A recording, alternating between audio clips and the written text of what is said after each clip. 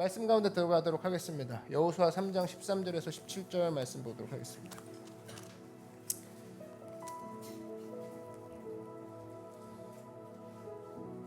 여호수아 3장 13절에서 17절 말씀.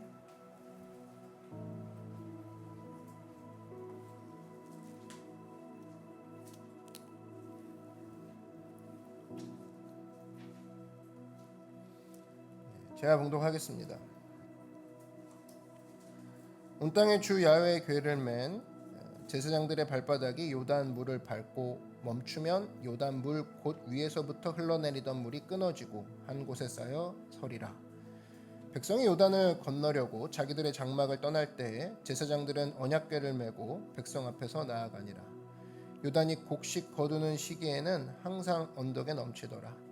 궤를 맨 자들이 요단에 이르며 궤를 맨 제사장들의 발이 물가에 잠기자 곧 위에서부터 흘러내리던 물이 그쳐서 사르단에 가까운 매우 멀리 있는 아단 성읍 변두리에 일어나 한 곳에 쌓이고 아라바의 바다 여메로 향하여 흘러가는 물은 온전히 끊어지매 백성이 여리고 앞으로 바로 건널세 야훼의 언약궤를 맨 제사장들은 요단 가운데 마른 땅에 굳게 섰고 그 모든 백성이 요단을 건너기를 마칠 때까지 모든 이스라엘은 그 마른 땅으로 건너갔더라. 아멘. 네, 오늘은 지금 당장 시작하라, 지금 당장 시작하라라는 제목으로 하나님 말씀 증거하도록 하겠습니다. 지금 우리가 계속적으로 살펴보고 있는 이 내용들이 여러분들에게는 여러분 인생에 있어서 도움이 되고 또 인생에 있어서 이 말씀을 가지고 일어서는 계기가 되길 바랍니다. 그런 마음으로 말씀을 전하고 있는데요. 지금 이스라엘 백성들이 이제 가나안 땅에 들어가기 이제 직전까지 왔습니다. 근데 넘어야 될 큰 산이 하나 있어요. 강이죠. 큰 강이 있죠. 요단강을 건너는 게 이제 문제가 있는 거예요. 가나안 들어가기 전에 요단강이 가로막고 있는 거죠. 근데 요단강은 물길이 넘실대고 또 쉽게 넘을 수 없는 강이다.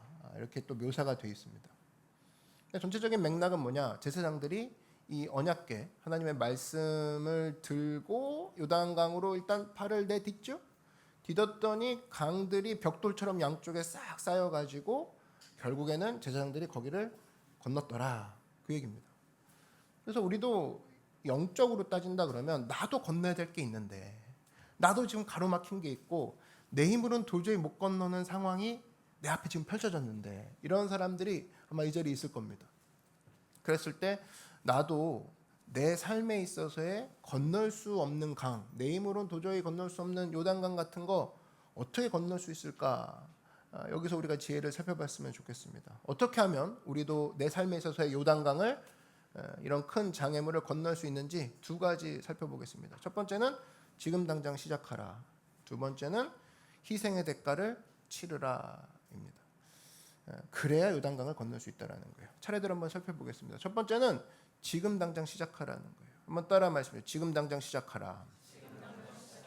네, 오늘 15절 한번 보십시오. 요단이 곡식 거두는 시기에는 항상 언덕에 넘치더라. 그죠? 만만치 않은 강이라는 거죠.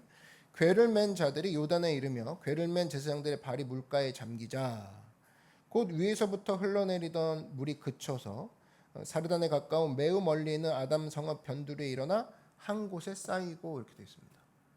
그러니까 제사장들이 발을 넣어가지고 발을 넣은 거예요. 요단강에 넣어가지고 물가에 발이 잠기니까 그때 물이 갈라지더라라는 거예요. 그러니까 우리는 이제 보통 기도 되게 좋아하죠. 하나님, 주여 갈라질 줄 믿습니다. 갈라질 줄 믿습니다. 막 쌍시옷 막 붙여가면서 갈라질 줄 믿습니다 하는데 그게 아니었다는 거예요. 그렇게 해서 갈라진 게 아니었다는 겁니다. 어떤 때 갈라졌냐? 제사장들이 물이 넘실대던 그곳에 자기 발 적셔가면서 차가운데 아직도 안 갈라졌어 하는데 발을 넣었을 때 갈라졌다라는 거예요. 갈라져야 제가 원래 소심한 성격이라 갈라져야 가져가 아니라 갈라진 거 보여주십시오 주님 이게 아니라 신발에 물 들어왔어 하는데 그렇게 했을 때 갈라졌다라는 거예요. 무슨 얘기냐? 행동했을 때 갈라졌다라는 거예요. 많은 순간에 우리는 이렇게 생각하죠. 세상이 변화되고 난 다음에 내가 행동하리라.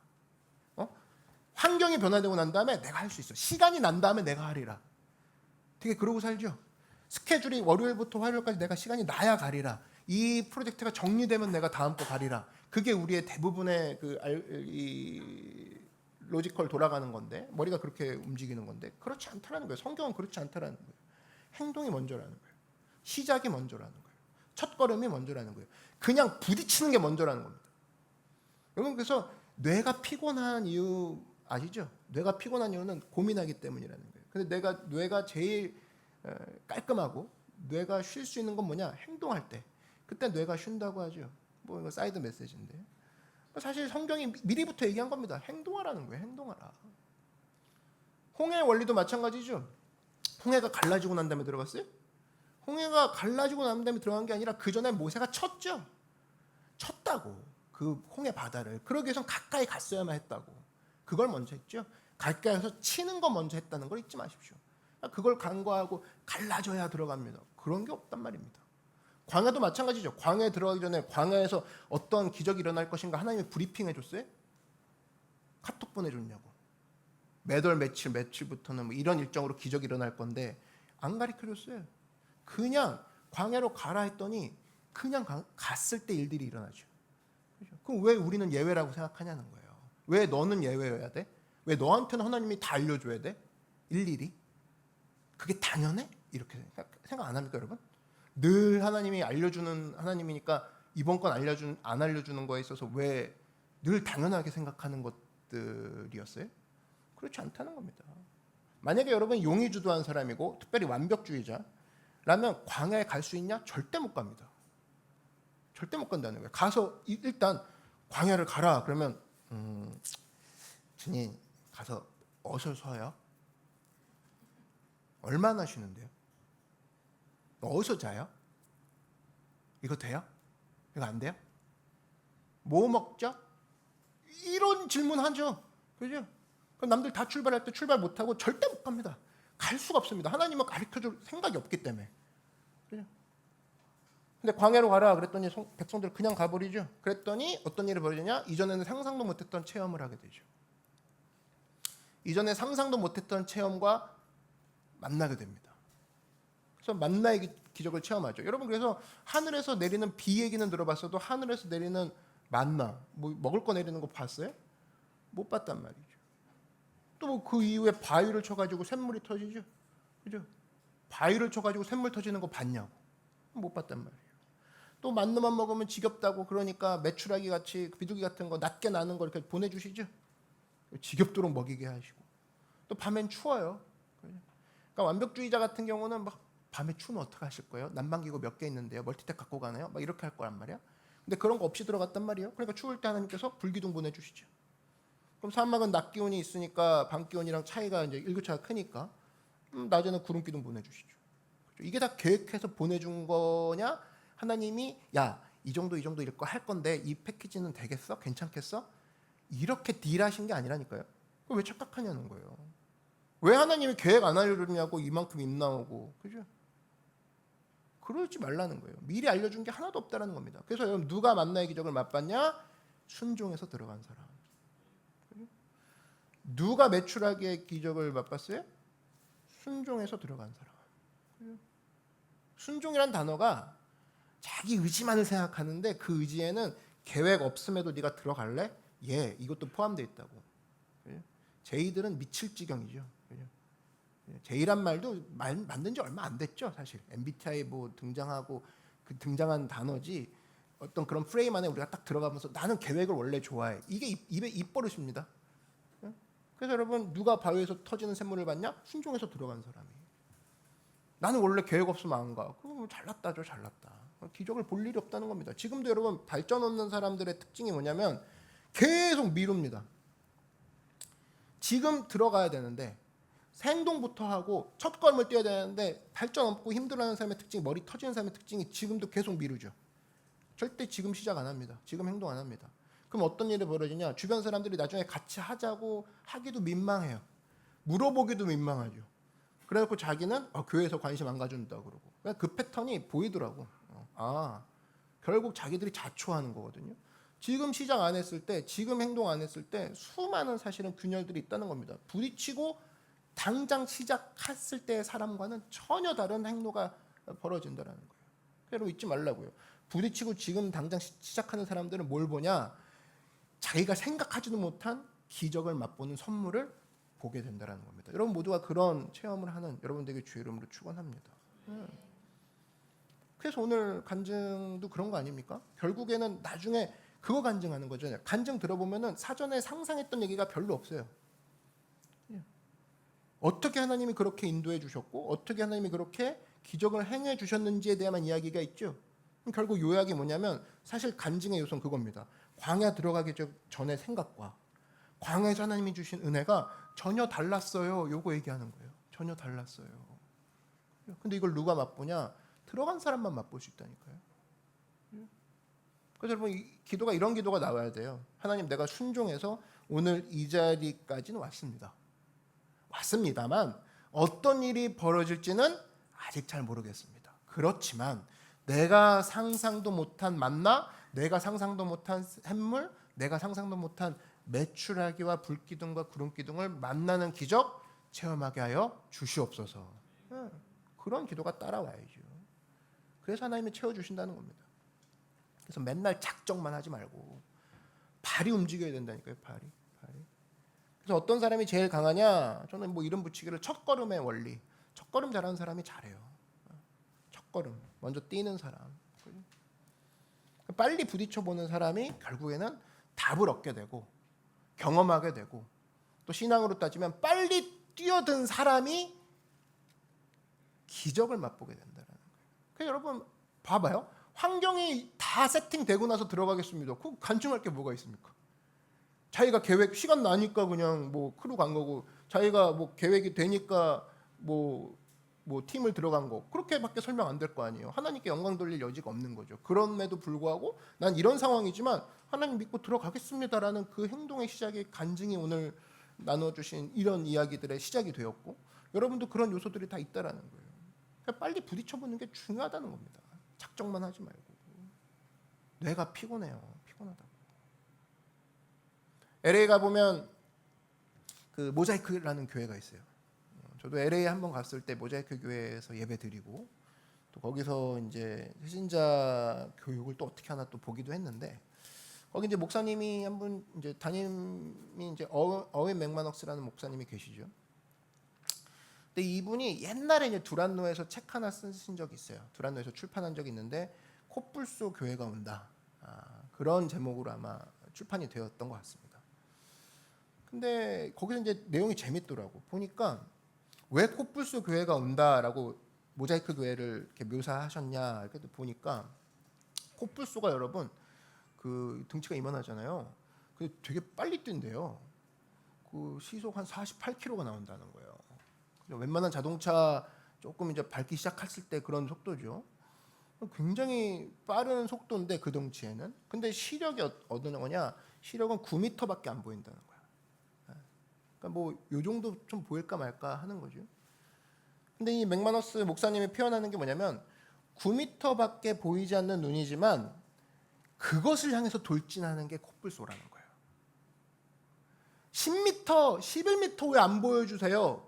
불안해서 못 가겠어요 하고 주저앉는 동물이 아니라 9m밖에 안 보여도 나는 뛰어가겠다, 돌진하겠다가 코뿔소의 마인드였다는 거예요. 그래서 이분이 어떻게 기도했냐? 주여 우리 교회는 코뿔소 교회입니다. 9m만 보여주십시오. 전속력으로 뛰어가겠습니다. 저는 거기서 큰 인사이트를 받았습니다. 우리는 다 보여주길 원하죠. 다 해주길 바라죠. 몇 번 그렇게 대접받으면 당연한 줄로 알고 아니라는 겁니다. 9m만 보여주시면 제가 그 짧은 순간이라도 전속력을 향해 48km로 뛰겠습니다. 여러분 삶에도 여러분 팀에도 여러분 크루에도 주여 내 팀이 내 크루가 코뿔소와 같은 팀이 되기 원합니다. 코뿔소와 같은 교회가 되기 원합니다. 이러한 고백이 터져나오는 여러분들에게 주의 이름을 축원합니다. 그래서 여러분 이걸 하기 위해서는 즉각적으로 시작하는 게 중요하다는 거예요. 난 9m는 못 뛰어. 좀 상황이 열리면 그때 뛸게. 그러지 말라는 거예요. 그래서 어떤 것부터 시작해야 되냐? 작은 것부터 시작하라 그 소리죠. 9m 작지요. 작다고. 근데 작은 것부터 시작하라는 거예요. 그럼 작은 거 시작하는 게 뭐가 있겠어요? 그럼 모일 때마다 우리 믿는 사람이면 모일 때마다 기도하는 거, 1분 동안 기도하는 거, 팀끼리 모였을 때 잠깐 기도하고 손잡고 기도하는 거, 그죠? 또 모였을 때 격려하고 잠깐 기도하는 거, 그거 어려운 거 아니잖아요. 기도해주고. 당장 만만한 거 볼까요? 기도 이거 1분 기도하는 거 부담된다 그러면 만만한 거 뭐예요? 인사하고 웃어주는 거, 그죠? 그거 할 수 있잖아요. 지금 해볼까요? 지금 해볼까요? 약간 어두우니까 지금 안 하면 또 이따 밝은 데서는 또 못할 거 아니에요. 살짝 옆에 사람 보면서 살짝 웃어주면서 인사해보세요. 뭐 말하라고는 안 할게. 그건 너무 부담되잖아요. 말 안 하니까 또 어색하죠? 그죠? 얼마나 어색할까? 근데 이 작은 게 느낌이 되게 많은 사람들이 이제 받아들이는 게 좀 다르죠. 이 교회는 자연스럽고 좀 따뜻하고 이런 것들이 아무 쑥스럽고 어색한 것들을 그냥 누리는구나. 그런 것들. 이런 것들이 하나하나 쌓여가지고 한 사람의 마음 문이 열리는 거 아니겠습니까? 그 작은 거라고. 그냥 이런 것부터 시작하자는 거예요. 근데 그게 작은 게 절대 작은 게 아니라는 거예요. 그래서 아까 뭐 간증할 때도 희경 성도님의 그런 그 질문을 받아주고 Q&A 같은 걸 해주고 이런 거 작은 거죠. 그렇지만 한 성도님이 예수님을 또 깊이 만날 수 있는 계기가 된 거고, 그죠? 전도사님의 딕션 같은 거 그런 것들이 얼마나 또 사실은 작게 보이지만 긴 여운으로 남는 거, 이건 우리 할 수 있는 거잖아요. 그죠? 작은 게 중요한 거예요. 당장 시작하는 사람이 할 수 있는 거 작은 것부터 시작하라. 그 인천공항 갈 때 보면은 이제 여러분 영종대교라는 게 있죠. 영종대교 보면은 이제 밧줄로 이렇게 이제 걸어놓은 거라고, 다리를 큰 밧줄로, 결국엔 밧줄이 이제 그 다리를 지탱하고 있는 건데 이걸 뭐라고 하냐, 현수교라고 하죠. 대표적인 현수교가 뭐가 있어요? 그 샌프란시스코에 이제 골든 브릿지 게이트가 있죠. 금문교라고 하죠. 그게 이제 아마 거의 한 100년 정도 됐을 겁니다. 만든 지가. 궁금하더라고. 그거 어떻게 만들었을까? 100년 전에.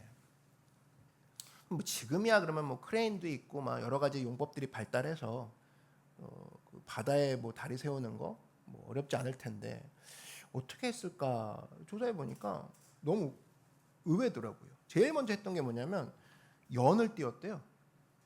반대편에서 연을 띄워가지고 그 연날리기 그 연 맞아요. 그 실을 매달아가지고 이렇게 건너편에 떨어뜨렸대. 그래가지고 떨어지긴 할 수 있죠. 그 다음에 그 실에다가 철사를 연결해가지고 잡아당겼다는 거예요. 그러면 이제 철사가 쭉 넘어가는 거죠. 그 다음에 거기다가 이제 조금 더 두꺼운 와이어 걸어가지고 다시 끌어당기고, 점점 두꺼운 와이어가 그 실 하나로 시작한 와이어가 쌓여서 현수교가 됐다라는 거예요. 시작은 뭐냐 했을 때 저는 여기서 그렇구나. 그렇게 튼튼해 보이는 골든 브릿지 금문교도 실로 연결된 연에 있는 그 실이 그 다리를 만들게 되었구나. 우리 인생도 마찬가지 아니겠습니까? 우리 인생 거창하게 멋지게 뭐 짓고 싶죠. 근데 시작은 뭐냐? 처음부터 거창한 게 아니라 작은 거 하나, 이 연줄같이 작은 거 하나라도 시작하는 사람에게 하나님의 능력이 임한다라는 거예요. 다리를 주시옵소서, 짓게 하여 주시옵소서 아니라는 겁니다. 연날려라 이놈아, 실을 묶어라 이놈아, 땡겨라, 붙여라. 그죠? 거기서 시작된다는 겁니다. 여러분 작은 발걸음, 첫걸음이 중요하다는 거예요. 여러분 한번 발을 보세요. 지금 발을 내려다 봐봐요. 다리를 한번 탁 치면서 얘기해 주세요. 내 발은 복된 발이야. 시작. 복된 발이야. 박자를 좀 맞춰봐봐요. 내 발은 복된 발이야. 시작. 내 발은 복된 발이야. 복된 발이야. 그래서 움직이지 않으면 부러질 거야. 막 이렇게 하는 거라고. 움직이지 않으면 헛된 발이야. 발 갖고 뭐 할 거냐라는 거예요. 여기까지 이제 이론이라고. 그치, 움직여야지. 근데 잘 안 되죠. 잘 안 된단 말이에요. 왜 지금 당장 시작 못 할까? 나는. 제가 분석해 보니까 착각 때문에 그런 것 같아요. 착각의 힘이 무서운데 왜 움직이지 못할까? 움직이라는 건 이제 배웠고, 움직이지 못하는 장애물을 잠깐 다루고 넘어간다 그러면 첫 번째 착각이 이런 겁니다. 하나님의 뜻대로 내가 순종하고 시작을 해버리면 좋은데 모든 일이 순탄하게 풀려야 될 거 아니야? 근데 중간에 환경 하나가 나를 탁 어렵게 해. 그러면 나는 멈추게 돼. 내가 생각한 착각은 하나님이 지금 하라고 했으니 나는 시작했어. 그럼 모든 게 풀려야 맞는 거 아니야? 대부분 여기서 걸리죠. 대부분 그거 갖고 질문한다고. 목사님, 하나님이 하라고 해서 시작했는데 왜 장애물이 생깁니까? 그죠? 이게 착각이라는 거예요. 왜 장애물이 생깁니까? 자체가 착각이라는 거예요. 보세요. 오늘도 제사장들 하나님이 가라고 해서 갔어요. 근데 여전히 물이 흐르고 있죠? 발을 물에 담궜으면 멋지게 팡 시네마틱하게 열려야 될 거 아니야. 근데 물이 발에 넘실넘실 대고 있어. 올라오는 거 아니야? 벌써 올라왔어. 그 상황을 허락하셨단 말이에요. 그러니까 하나님이 가라고 했는데 그 상황, 환경이 당장 내가 보기에 내가 생각하는 걸로 어레인지가 안 된 거죠. 그렇지만 하나님이 가라고 했단 말이죠. 그러니까 여러분 착각은 뭐냐면 하나님이 가라고 한 길에는 장애물이 없어야 될 착각이라는 겁니다. 그게 첫 번째 착각이라는 거예요. 그걸 알 수 있는 게 뭐냐? 마가복음 6장 45절을 보면 이런 얘기가 나오죠. 예수님이 제자들한테 이제 보시면 이제 읽을 건데 여러분이 아시는 장면입니다. 유명한 장면인데 예수께서 즉시 제자들을 재촉하사 자기가 무리를 보내는 동안에 배 타고 앞서 건너편 벳세다로 가게 하시고 무리를 작별하신 후에 기도하러 산으로 가시니라. 그러니까 제자들은 이제 바다에 있는 거예요. 저물매 배는 바다 가운데 있고 예수께서는 홀로 물에 계시다가 바람이 거스름으로 바람이 이제 풍랑이 일었다 이거예요. 제자들이 힘겹게 노젓는 것을 보시고 밤 사경쯤에 바다 위로 걸어서 그들에게 오사 지나가려고 하시매. 이제 그 예수님이 이제 바다 위를 걷는 장면이죠. 여기서 이제 여러분 보시면 알겠지만 제자들은 예수님의 명령을 어겨서가 아니라는 거예요. 어긴 게 아니라 지금 누가 가라고 했어요? 이 바다에. 계속 보여주세요. 자기가 무리를 보내는 동안에 배 타고 앞서 건너편 벳세다로 가게 하시고 누가 가라고 했어요? 예수님 가게 했잖아. 갔는데 바람이 거슬러요. 노를 힘겹게 젓는 상황이야. 예수님 가라고 했으면 이런 일 안 보여줘야 되는 거 아니에요? 하는데 그런 일이 벌어졌다니까요. 오해를 깨는 메시지가 뭐냐? 제자들은 예수님의 명령을 어겨서 이런 상황을 만난 게 아니라 오히려 예수님이 가라고 하신 방향에 정확히 순종했기 때문에 이런 상황을 맞이한 거라는 거예요. 그러니까 여러분들 상황 가운데 거센 바람과 저항은 내가 길을 잘못 들었나 봐. 내가 전생이 아니지. 뭐라고 해야 돼 이거? 이상한 논리를 갖고 온 애들이 있어. 내가 옛날에 잘못한 게 있어서 이제 뭐 처벌을 받는가 봐요. 그런 게 아니라 오히려 거센 바람과 저항은 하나님의 말씀대로 똑바로 가고 있다라는 영적 신호라는 겁니다. 믿으십니까? 제자들 보라는 거예요. 하나님, 예수님이 가라고 해서 갔는데 바람이 거스르고 힘겹게 노를 젓는 상황이 왔다니까? 그러니까 여기까지 읽고 나서 뭐라고 하시라고. 왜 삶은 왜 주님이 가라고 했는데 왜 결정했는데 이 짓을 제가 당할까요? 하지 말 걸 그랬네요. 그딴 소리 하지 말고 좀 48절 읽어보라고. 힘겹게 노젓는 상황까지 간 거 그거 자체가 이건 내가 하나님의 말씀대로 똑바로 가고 있다는 영적 확증이다. 그런 확신을 갖고 가란 말이에요. 두 번째 착각이 뭐냐면 내 눈에 안 보이면 주님은 날 버렸대. 완전 착각이죠. 자기 눈에 안 느껴지면 자기가 안 느껴지면 주님이 날 버렸다나 뭐랬다나 이러고 다니고 있습니다. 그럼 봐봐요. 폭풍 속에서 지금 힘겹게 노를 저을 때 주님이 보이지 일단 주님이 안 계시죠. 바다에 주님이 안 계시 제자들만 힘겹게 노를 젓고 있었다고. 그죠? 그러면 주님은 지금 산에 기도하러 가셨다면서요. 주님과 격리되어 있단 말이에요. 그러면 당연히 안 보이니까 왜 나를 도우러 오시지 않은 걸까? 주님 섭섭해요. 주님 저를 왜 버리시는 거예요? 엉엉 울고 기도한다. 근데 너무 웃긴 건 뭐냐면 48절 보시면 뭐라고 되어 있습니까? 바람이 거심으로 제자들이 힘겹게 노젓는 것을 어떻게 했대요? 보셨대. 그걸 보셨다라는 거예요. 그러니까 여러분 잊지 마십시오. 예수님은 산 위에서 기도하시는 동안에도 제자들이 힘겨운 걸 보셨다라는 거예요. 그런 주님이야. 그런 안테나를 갖고 계시는. 처음부터 얘네들이 괴롭게 노를 젓고 있구나를 보셨다라는 거예요. 그래서 그 가운데서도 침묵하는 순간처럼 우린 느껴지지만 우리를 절대로 놓지 않으시는 분이라는 겁니다. 믿으십니까? 그 착각을 우리가 버려야 될 것이고 안 보이면 안 계신다 버려야 될 것이고 제발 좀. 세 번째 착각은 뭐냐면 폭풍을 이기는 믿음은 지금 내가 배 밖으로 뛰어내리는 그 믿음이 내가 진짜 뛰어내리는 것만이 내가 할 수 있는 모든 것이다. 나에게 달려있다. 아니라는 겁니다. 여러분 이제 마가복음 6장 49절을 한번 보여주시면 이 다음 페이지를 보면 이렇게 나오죠. 제자들이 그가 바다 위로, 예수님이죠, 바다 위로 걸어오심을 보고 유령인가 하여 소리 지르니, 예수님이 걸어오셨어요. 그들이 다 예수를 보고 놀람이라. 이 예수께서 곧 그들에게 말씀하여 이르시되 안심하라, 내니 두려워하지 말라 하시고 배에 올라 그들에게 가시니 바람이 그치는지라. 제자들이 마음에 심히 놀라니. 이 내용이 뭐냐, 우리는 이제 지금 읽은 게 마가복음이죠. 마가복음인데 마가복음을 보면은 이게 똑같은 내용이 마태복음에도 있어요.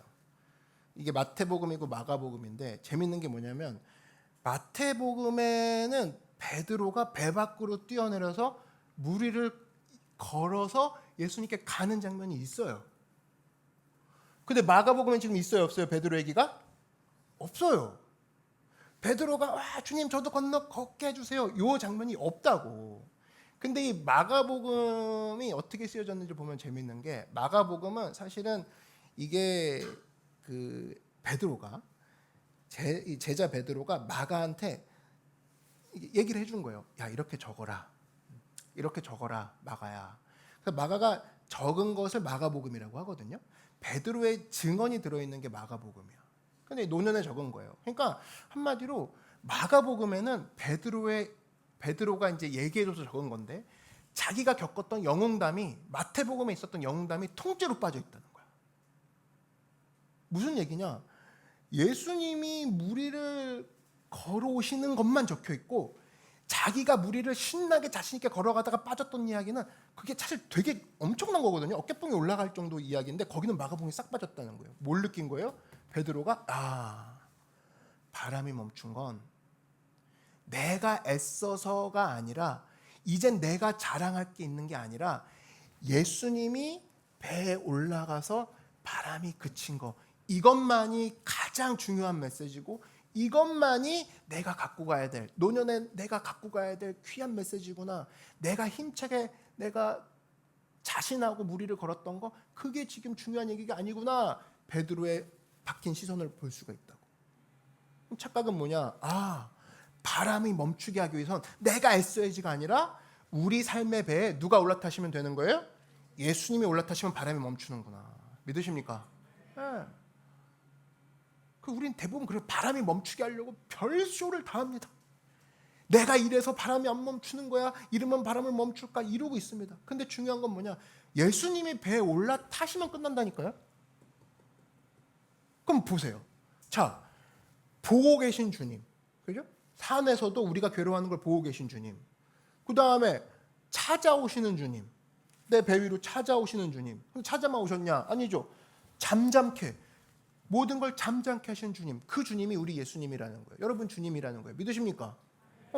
그렇다면 그 주님 믿고 시작하라는 거예요. 보고 계실 거니 걱정하지 말고, 혹시나 막 풍랑이로도 그치게 하실 거니 걱정하지 말고. 믿으십니까? 네. 그리고 내가 어디 있든 간에 찾아오실 거니 걱정하지 말고 시작하라는 거예요. 한 걸음 내딛으라는 거예요. 뭐가 문제냐는 거예요. 성경이 도전하고 있죠. 그래서 잊지 마십시오. 우리의 착각 가운데 빠져 있지 말고, 안 보니까 안 계실 거야, 그죠?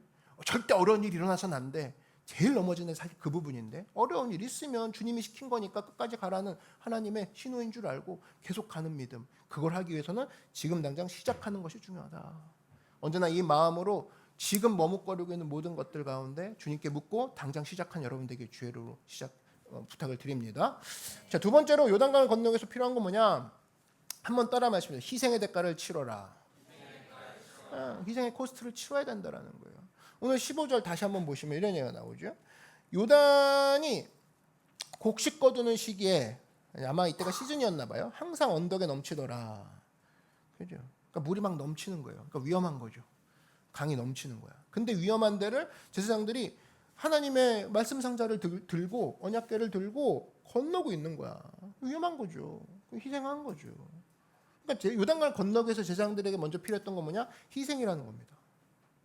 여러분 봐봐요. 열매 거둔 사람들 보라고. 일반적인 상식으로도 열매 거둔 사람들이 희생 없이 열매 거둔 사람이 누가 있어요? 없죠. 다 희생이 있었다고. 희생이 있다고. 희생이 있으면 가치가 있다는 거, 특별히 우리 어머님들은 많이 알고 계시죠. 여러분, 그 여자분들이 아기를 낳을 때 산통이라 그러죠. 또 예지는 오늘 또 내일 제왕절개죠, 그죠? 온라인으로 보고 있을 텐데 또 성도들 중에도 출산을 이제 준비하는 친구들도 있는데 보면 이래요. 애 낳을 때 이제 아프니까 좀 덜 아팠으면 좋겠다. 사실 뭐 그게 인간의 이제 바람인데.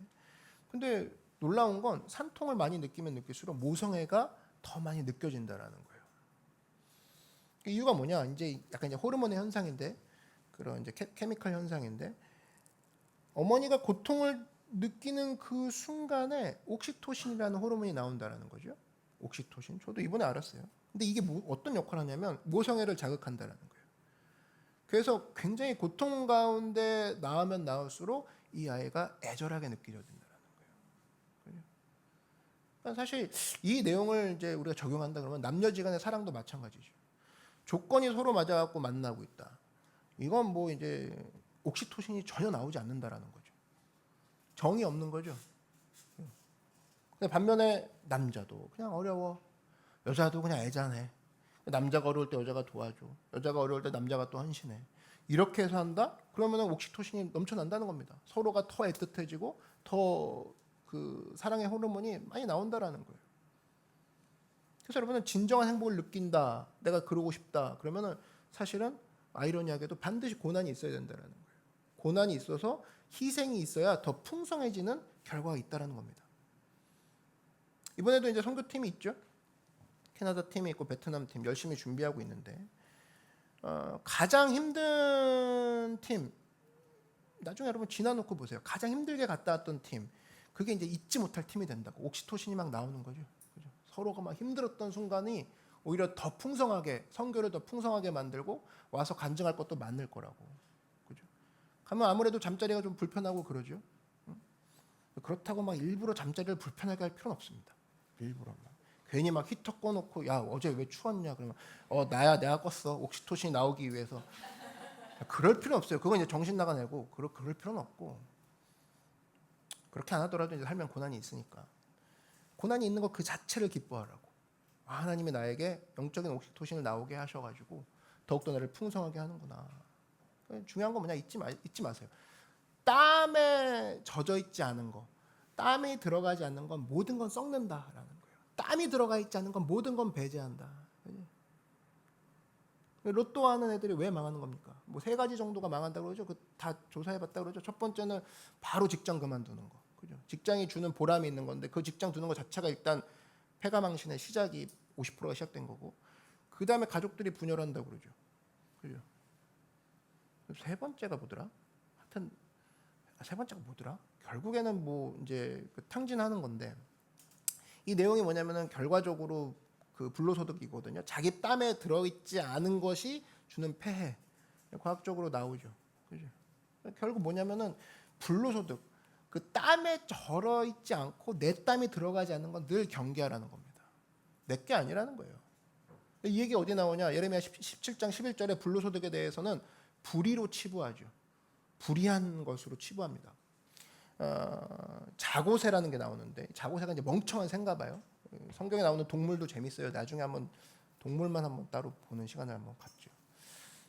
자기가 낳지 않은 다른 새의 알을 품는 새인가 봐요.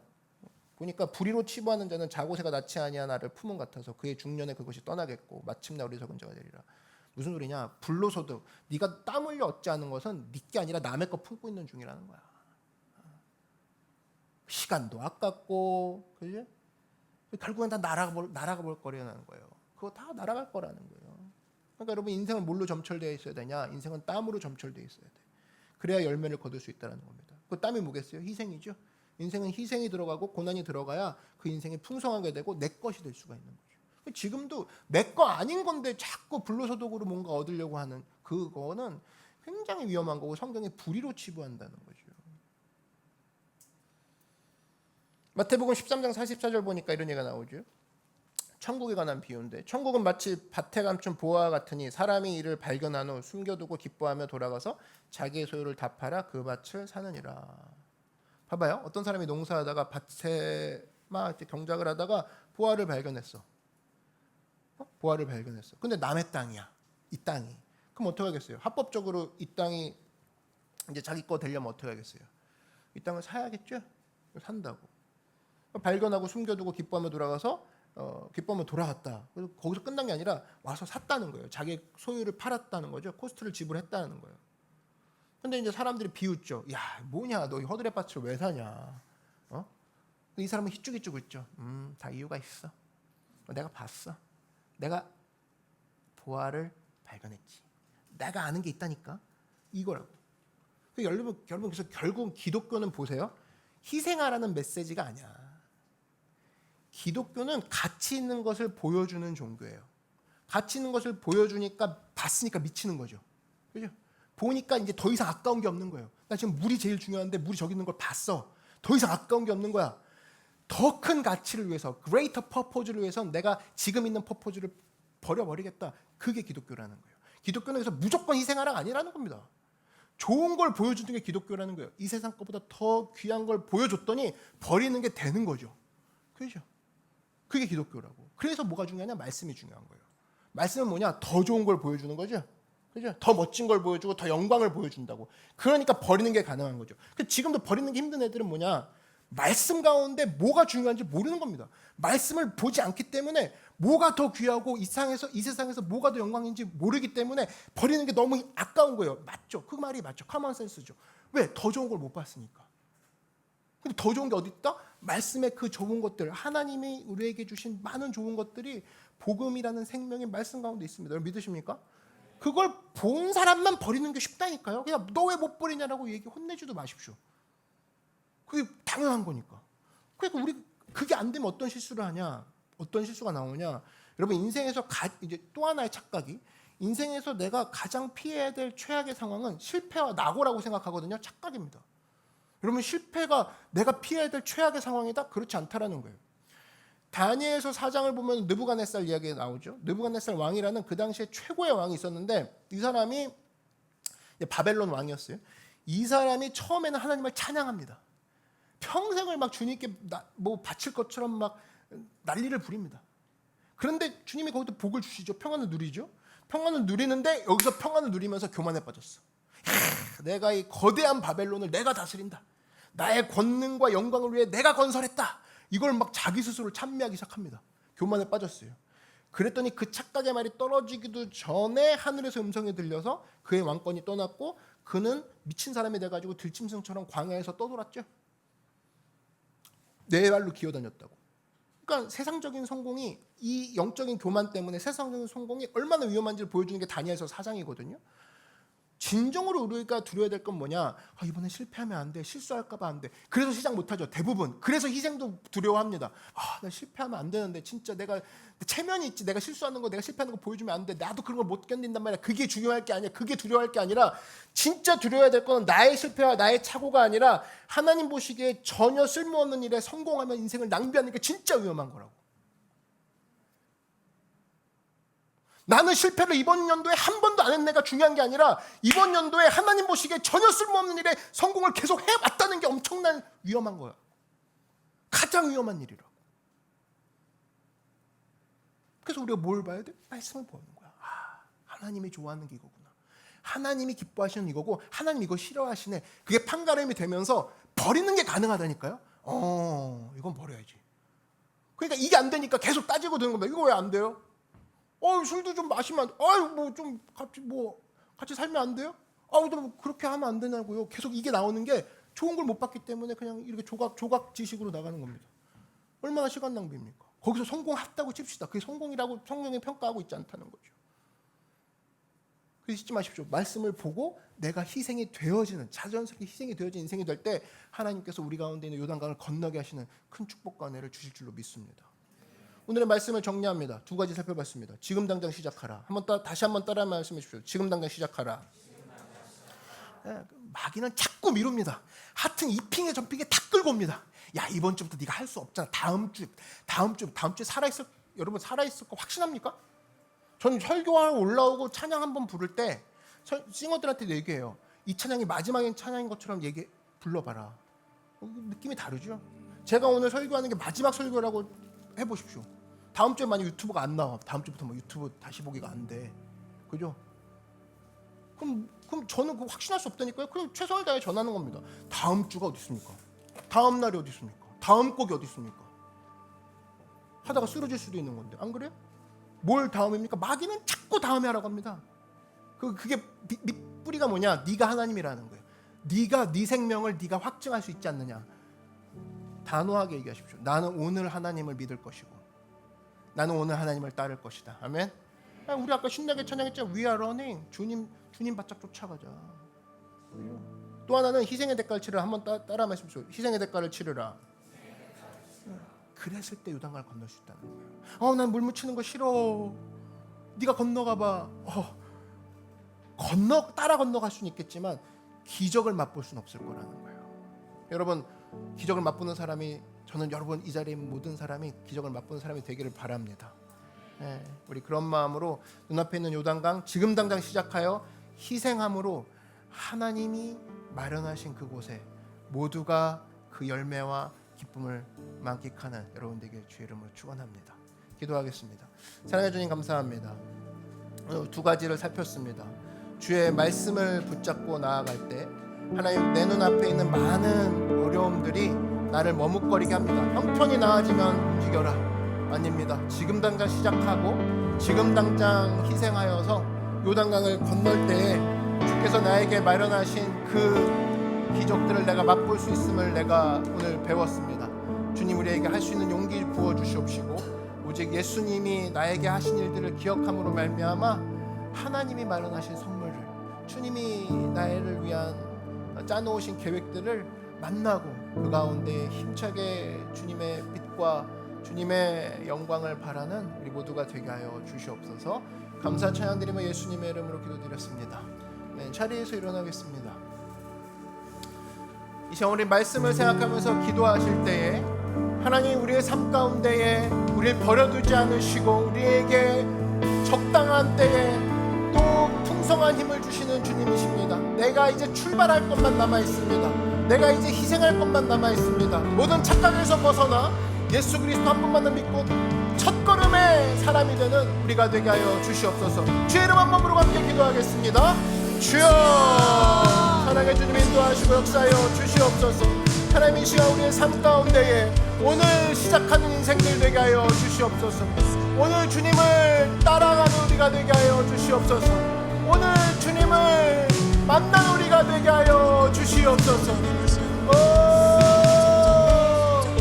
예수님, 우리 삶 가운데에 예수님이 나에게 행하신 모든 것들을 우리가 기억하며 그 자리에 머무르는 것이 아니라 첫걸음을 내딛는 우리가 되게 하여 주시옵소서. 할렐루야.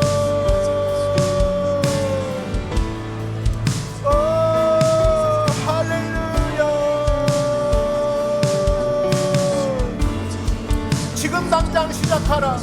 첫걸음을 떼우라. 하나님, 오늘 우리 마음 가운데에 머뭇거리는 모든 신호를 내려놓고 예수님을 붙잡고 나아가는 우리가 되게 하여 주시옵소서. 조그마한 것이라도 시작하는 우리가 되게 하시고, 요단강 앞에 우리가 머뭇거림이 아니니 하나님을 따라 건너는 인생 되게 하여 주시옵소서. 하나님, 이 시간 우리 가운데 역사하여 주시옵소서.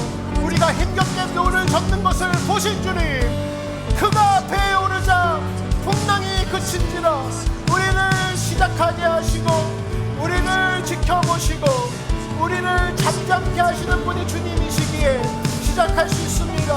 움직이게 하시고 우리 가운데 역사하신 주님을 따라 나아가게 하여 주시옵소서. 할렐루야.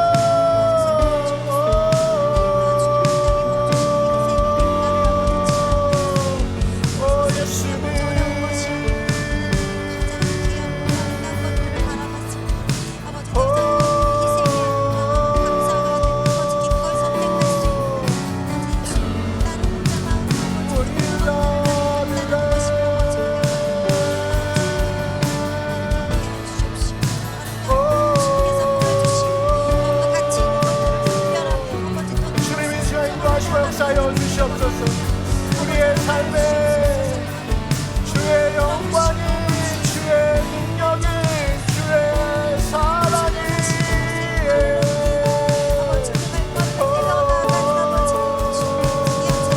주님도 하시고 부어주시옵소서. 역사하여 주시옵소서. 할렐루야, 할렐루야, 할렐루야.